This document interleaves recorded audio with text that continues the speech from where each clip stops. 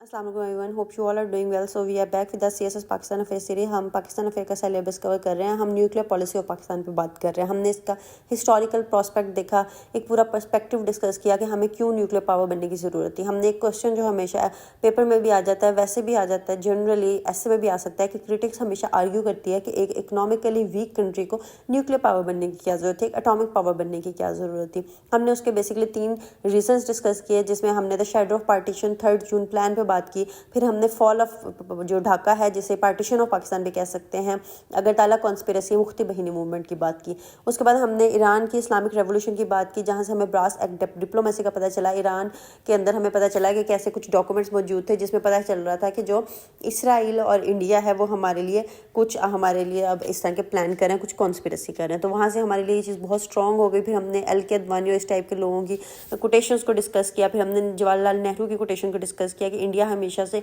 एक nationalist power बन के रहना चाहता है, एक रीजन में हेजेमनी कायम करना चाहता है। उसके बाद आप इंडियन न्यूक्लियर एग्रेशन के बारे में बात करें कि इंडिया का कोल्ड स्टार्ट डॉक्ट्राइन था, इंडिया का एक लिमुआ स्टैंड जो कि एक पैक्ट था इंडिया के साथ। बेसिकली ये एक logistic exchange memorandum of agreement है जो कि इंडिया का यूएसए के साथ, और ये एक काइंड ऑफ मिलिट्री कॉपरेशन है। इसके अलावा ट्राइड पॉलिसी ऑफ इंडिया है, न्यूक्लियर सबमराइन्स है इंडिया के पास। इसके अलावा इंडिया के पास मेंबरशिप है एमटीसीआर की, जो कि मिसाइल टेक्नोलॉजी कंट्रोल रिजीम है। और इसके अलावा जो fissile material cut off treaty है, इसको भी इंडिया ने साइन किया हुआ है। इंडिया के पास एंटी बैलिस्टिक मिसाइल्स हैं।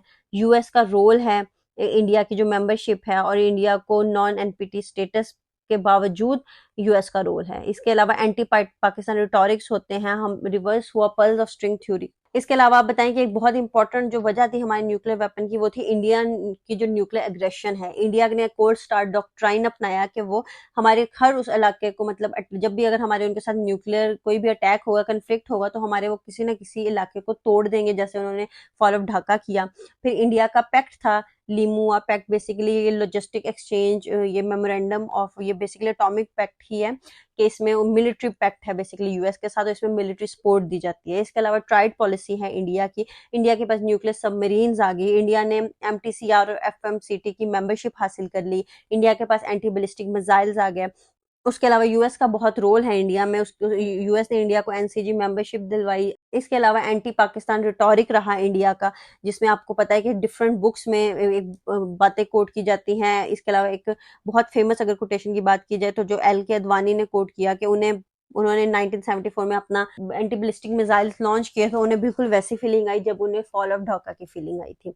तो ये बात और भी बुक्स में कोट की गई कि अगर हमारा न्यूक्लियर वेपन ना होता तो हमें तोड़ना बहुत ही ज्यादा आसान था। इसके अलावा पर्ल ऑफ स्ट्रिंग थ्योरी को रिवर्स कर दिया गया, और जो इनकॉन्टिनेंटल बैलिस्टिक मिसाइल्स बना लिए इंडिया ने। और जब बेसिकली ये जो इंटरकॉन्टिनेंटल बैलिस्टिक मिसाइल्स थे, यही 1970s में बने थे, जिसके बाद पाकिस्तान को पता चल गया था कि इंडिया न्यूक्लियर वेपन बना रहा है।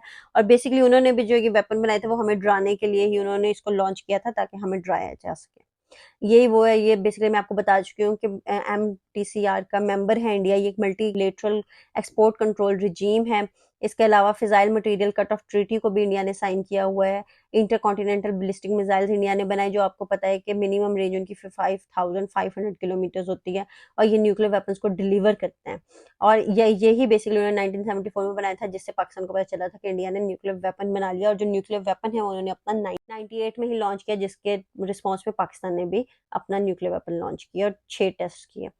उसके अलावा अगर हम इंटरनेशनल न्यूक्लियर पॉलिटिक्स की बात करें तो ये जेसीपी हुआ, ये ईरान डील भी इसको कहते हैं। ये बेसिकली इसलिए की थी कि इकोनॉमिक सैंक्शंस जो हैं वो कम की जाएं, और न्यूक्लियर कैपेबिलिटी जो ईरान की है ना वो कम की जाए। इसराइल ने छुप के एक न्यूक्लियर टेक्नोलॉजी बना ली है जो बेसिकली ईरान के लिए थ्रेट है, और ईरान भी छुप के बना रहा है, लेकिन उन्होंने आज तक इसको लॉन्च नहीं किया। आपको पता है कि न्यूक्लियर जो टेक्नोलॉजी है वो मोस्टली हो सकता है कि और भी कंट्रीज के पास हो, लेकिन उन्होंने अभी तक शो नहीं की। इसकी बेसिकली वजह यही होती है कि आप जब तक अपना न्यूक्लियर वेपन चला नहीं देते, तब तक आपको रिकग्नाइज नहीं करती इंटरनेशनल एटॉमिक एनर्जी एजेंसी। तो जब इंडिया ने लॉन्च किया था तो उसको फिर एटॉमिक पावर मान लिया गया था आईएईए के जरिए, और इसी तरह जब पाकिस्तान ने लॉन्च किया तो पाकिस्तान को भी मान लिया गया। इसके अलावा जो नॉर्थ कोरिया है उसको कहा जाता है कि वो उसकी भी कहा जाता है कि सैंक्शंस कम की जाएं, और उसकी जितनी भी मिलिट्री ड्रिल्स है वो खत्म की जाएं। बेसिकली यूएस हमेशा चाहता है कि जो नॉर्थ कोरिया उसकी डीन्यूक्लियराइजेशन हो, क्योंकि वो साउथ कोरिया के लिए बहुत ज्यादा थ्रेट है, और जो साउथ कोरिया के डिफेंस की जो जिम्मेदारी है वो यूएस ने ली हुई है। अगर हम पाकिस्तान की न्यूक्लियर पॉलिटिक्स की बात करें तो हमें बायलैटरल बायपार्टीसन डीन्यूक्लियराइजेशन की बात करनी चाहिए। अब इसका मकसद ये है कि अब हमें हमेशा कहा जाता है, हमें क्रिटिसाइज किया जाता है कि आपकी तो देखा जाए इकोनॉमिकली हालात बहुत बुरे हैं, तो आप एक न्यूक्लियर वेपन को कैसे मेंटेन करेंगे, कैसे संभाल के रखेंगे। या कभी भी कोई ऐसा मसला होता है कि कोई भी हमारा अटैक है, वो अटैक इस तरह के किसी खुफिया अदारे तक हो गया, खुफिया जगह पे हो गया, जहां से ये इंटरनेशनल एक बात पहुंचे कि हम अपने न्यूक्लियर वेपन को संभाल के नहीं रख सकते, तो बार बार बात की जाती है कि आप अपने आप को डी न्यूक्लियराइज कर दें। लेकिन पाकिस्तान के लिए यही वे फॉरवर्ड है कि पाकिस्तान कहे कि जब तक इंडिया एटॉमिक पावर है, जब तक इंडिया के पास न्यूक्लियर वेपन है, पाकिस्तान डी न्यूक्लियराइज हो ही नहीं सकता। ये हमारा एग्जिस्टेंशियल थ्रेट हो जाएगा, पाकिस्तान की एग्जिस्टेंस का ये थ्रेट हो जाएगा। पाकिस्तान हो सकता है उसके बाद एग्जिस्ट करना पाकिस्तान के लिए मुश्किल हो जाएगा एज अ कंट्री। तो अगर हमें डीन्यूक्लियराइज करना है तो इंडिया को भी डीन्यूक्लियराइज करें, बायलेटरल डीन्यूक्लियराइजेशन की बात करें, बाय पार्टीसन डीन्यूक्लियराइजेशन की बात करें। ये देखिए आगे में लिखा भी हुआ है कि bid for NCG alongside India, कि इंडिया भी इस चीज को करे। इस तरह जो पाकिस्तान अपनी न्यूक्लियर सिक्योरिटी को शोकेस करे, मतलब इंटरनेशनल एटॉमिक एनर्जी एजेंसी के सामने ये बताए कि हमारा जो न्यूक्लियर वेपन है वो बहुत महफूज है, हमने उसको बहुत हिफाजत से रखा हुआ है। और पाकिस्तान एक रोल भी प्ले कर सकता है in the Iran and US tussle, क्योंकि बेसिकली ईरान यूएस टसल यही है कि यूएस यही चाहता है कि ईरान बिल्कुल भी एटॉमिक पावर ना बने, क्योंकि ये एक थ्रेट, एग्जिस्टेंशियल थ्रेट बन जाएगा इसराइल के लिए। तो बेसिकली ये हमारी न्यूक्लियर पॉलिसी है, और अभी तक हमारी न्यूक्लियर पॉलिसी यही रही है कि हमें न्यूक्लियर वेपन बनाना था। और हम, अगर आप ये बात डिस्कस करें कि अगर हमारा वे फॉरवर्ड क्या है, तो वे फॉरवर्ड हमारा यही है कि हमारे लिए न्यूक्लियर वेपन बहुत ज्यादा जरूरी है। इसको मैं ये आपके सामने कुछ कोटेशन पेस्ट कर देती हूँ इमरान खान की, और भी जो हमारे प्राइम मिनिस्टर्स रह चुके हैं किसी, और इंडियन भी कुछ, तो आप इनको यहाँ पे मेंशन करके लिख सकते हैं कि ये हमारे लिए बहुत इंपॉर्टेंट है। अगर हमारे पास न्यूक्लियर वेपन ना हो तो it might lead to our existential threat. और कैसे कैसे आप बताएंगे 1971 की फॉल ऑफ ढाका, अगर ताला कॉन्स्पिरेसी को मेंशन करें, और इंडिया हमेशा से हेजोमनी कायम कर सकता था। जवाहरलाल नेहरू की कोटेशन को कोट करें कि इंडिया मस्ट डोमिनेट और पेरिश, पेरिश इट वांट्स और डोमिनेट इट मस्ट, कि वो हमेशा से एक हेजोमनी की, अखंड भारत की, मोदी का तो पर्सपेक्टिव है, वो तो बार बार अखंड भारत की बात करते हैं। तो आप बताएं कि इस पूरे सिनेरियो में पाकिस्तान की डीन्यूक्लियराइजेशन पॉसिबल नहीं है। पाकिस्तान यही है कि अपनी ज्यादा से ज्यादा शो कराए कि वो इसकी बहुत ज्यादा सिक्योर रख सकता है अपने न्यूक्लियर वेपन्स को, आई इंटरनेशनल एटॉमिक एनर्जी एजेंसी से एक्सीलेंस के वो कुछ पोजीशंस हासिल करें।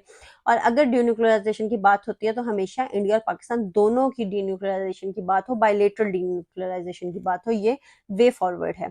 इसी तरह आप बालाकोट वाले इंसिडेंट को कोट कर सकते हैं कि वहां पे हमने जो भी हमारी आवाज सुनी गई यूनाइटेड नेशंस में, किसी भी इंटरनेशनल प्लेटफॉर्म्स पे, वो इसी वजह सुनी गई क्योंकि हम एक एटॉमिक पावर है। सो बेसिकली जो हमारी सोवरेनिटी की सेफ गार्ड के लिए हमने एक एटॉमिक वेपन बनाया, और ये हमारे लिए बहुत जरूरी है। So this is all for today. Stay tuned for next lecture. Till then stay tuned. अल्लाह हाफिज।